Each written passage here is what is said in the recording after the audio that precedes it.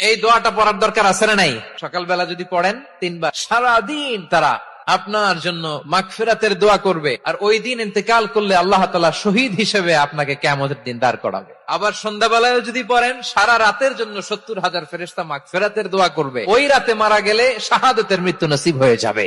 সকাল সন্ধ্যার যে জিকির, এই জিকিরের অন্তর্ভুক্ত করে নিবেন এই ওয়াজিফাটা। ওয়াল্লাহুল্লাযী লা ইলাহা ইল্লাহু আলিমুল গায়বি ওয়াশ শাহাদাতি হুয়ার রাহমানুর রহিম।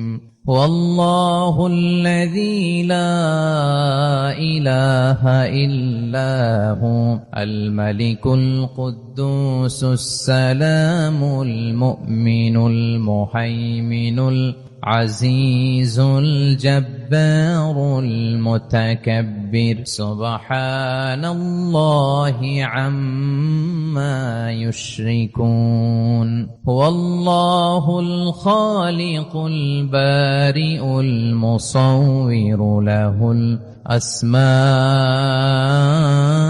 الحسنى يسبح له ما في السماوات والأرض وهو العزيز الحكيم.